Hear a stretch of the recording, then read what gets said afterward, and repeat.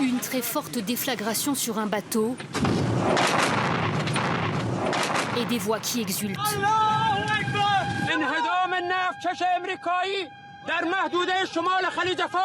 Ces images de propagande, les gardiens de la Révolution affirment les avoir tournées et revendiquent cette attaque.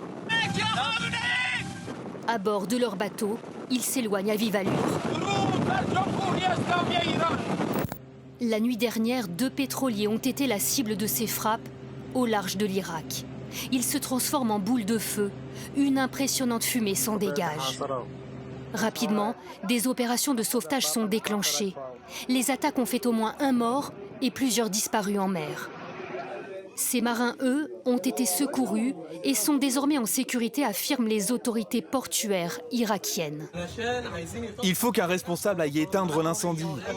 Car tant que le bateau brûle, les flammes peuvent se propager à d'autres navires.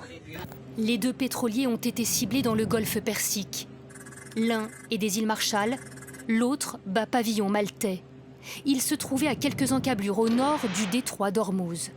Détroit où hier déjà, ce navire thaïlandais a été touché. 3 membres d'équipage sont toujours portés disparus.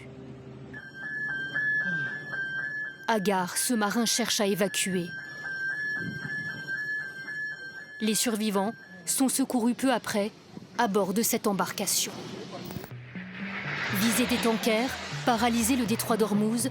Pour l'Iran, ce blocage du pétrole est l'arme absolue, le nerf de cette guerre pour faire pression sur la coalition israélo-américaine. Le nouveau guide suprême l'a compris.